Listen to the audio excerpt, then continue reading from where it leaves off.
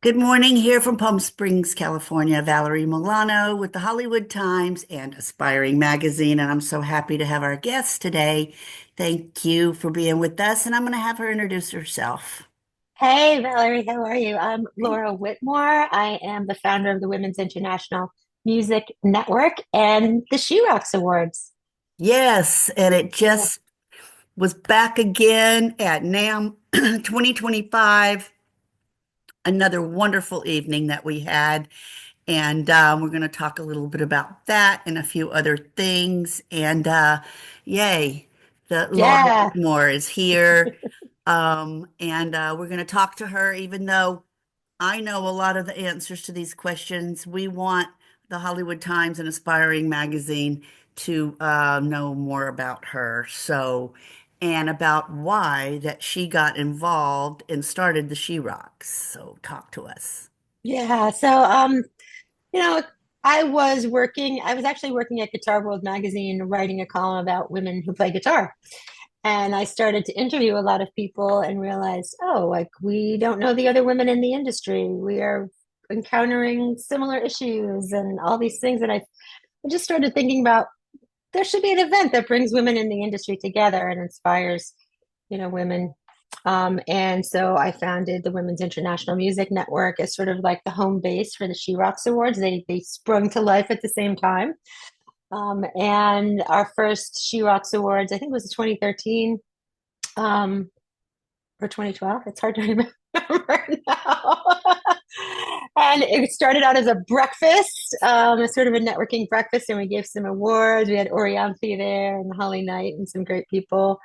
And it's just grown into this really fabulous and inspiring event over the last 13 years. We had just had the 13th anniversary. So yeah, it's been I always look back and think, have things gotten better? Have we created this, focal point for conversation? And I think we have. And I think in some ways things have gotten better, and in some ways, no. So I do feel it's as relevant as ever. And, people after the show always come up to me and say how inspired and um, energized they are from being there. So it's a good Absolutely. thing. Yeah. So, how does this project align with your past work in broadcasting and advocacy? Yeah. I mean, I hadn't really worked in advocacy before I started the She Rocks Awards. I had always worked in the music industry, mostly in marketing, and I found like my passion is really connecting people, and it definitely fits in with that. I mean, we're always trying to give people opportunities, connect them. Even the connections that happen in the green room at the She Rocks Awards have spawned some amazing relationships and projects. And actually, last night I had dinner with all She Rocks Award honorees that I just Nice. really have become my friends and friends of each other and creative partners. And it's just so inspiring to see women realizing that there's kindred spirits out there and we can help each other, and that our energies when put together can really, do some amazing things. So, So have you already started on next year? yeah, yes.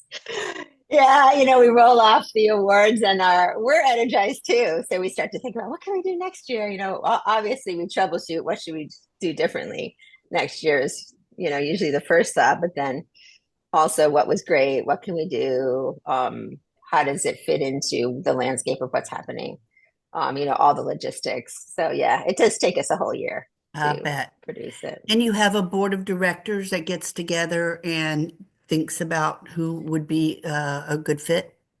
Yeah, we have an advisory board. We meet with them like quarterly, and it's some really great people in the industry from like all different areas. And yeah, we brainstorm about, who might be great to honor. We're always looking at this really nice, well-rounded, class of whatever that year is, Mhm. class of 2026. Um, and we also take nominations online. So we launch nominations in May. We usually close them at the end of September. So if there's someone that that you think is really deserving of being honored at the She Rocks Awards, you can just fill out the form. There's no charge. We don't do that. And yeah, we always want information from everybody because we know a lot of people, but we don't know everybody. So it's always great to get a lot of input from the And pros and like just people out there in the world. what are some of the biggest challenges that women still face in the music and entertainment industry? Yeah, I mean, I think it's like anything, the representation is definitely there. I think women, um, it's funny because I started to think about, who are all the female, women of power I know in the industry, and there's definitely more than there used to be. I think women don't know their power. Good one. We don't know our numbers. We don't know. We're still working on like how do we collect all that awesomeness and like make it work for people in a practical way. Um, I think that, as individuals, there's always challenges in like the way that women kind of approach things like negotiation or, feeling like they belong in a role or things like that are always a challenge. So we're continuing to try to create opportunities for people to, be educated, learn how to approach those kind of situations, learn like, is there another way to think about it? Um, I do see some progress in that as there become more women in power in the industry, they're opening the door and bringing other women up along with them. And we were just talking about that for women film composers last night, how there's more, female composers being recognized in the industry because other women have gotten into places where they can open that door. So I think that's the next step, Have there been encouraging that. Yeah, Yeah. have there been any particular stories or individuals from the project that resonated with you deeply? Yeah, I mean, I was just last night, one of our people we had dinner with was this woman named Asia, who's a songwriter and performer. And, she focuses a lot on songwriting. And she was telling us a story about how when she was pregnant, she was going on, um, songwriting dates or whatever, collaborations. And people would be so surprised she'd show up like 8 months pregnant.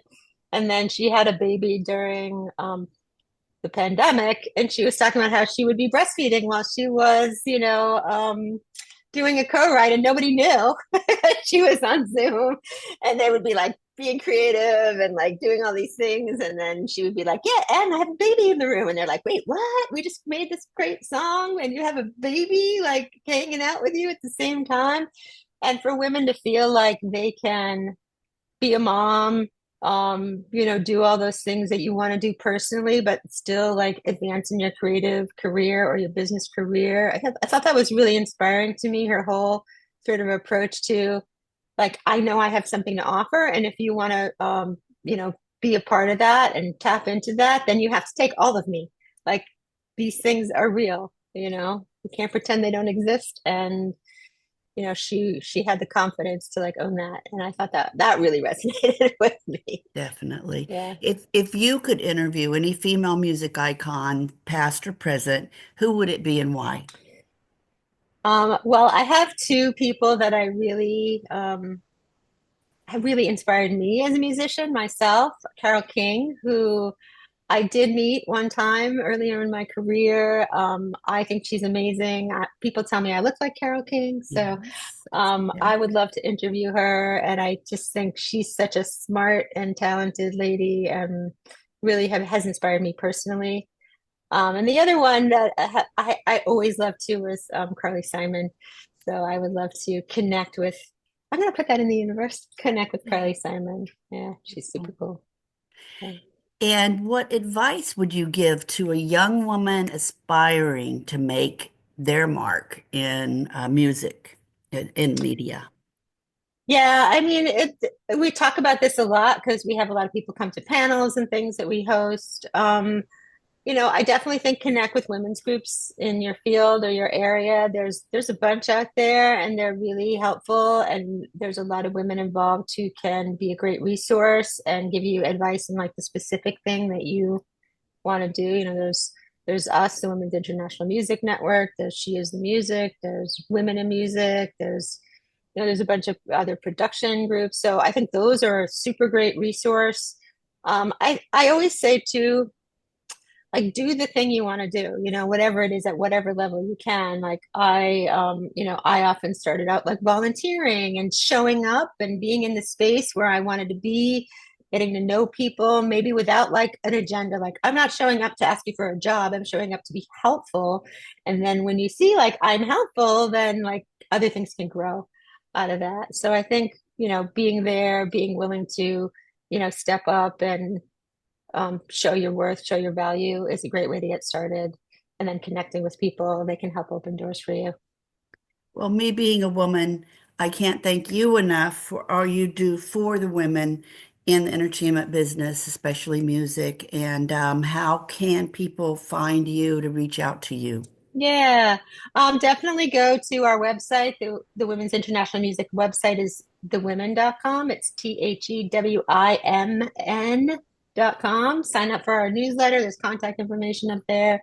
That's the best way to know what we've got going on. We're going to have a whole series of events this year that we've been working on. We're finally back in person with a bunch of events here in LA and other parts of the country. Yeah, Yeah, and of course, we're on all the social channels too. beautiful. Thank you so Yeah. much again, Laura, for your time. We're the Hollywood Times dot today and aspiringmagazine.com back east. And the Hollywood Times official is our YouTube channel. So thank you again. I know I will be seeing you soon. And Thanks so much, Valerie. have a great trip back to New York. And Thank you. take care. All All right. right. Thanks a Bye-bye. lot. Thanks.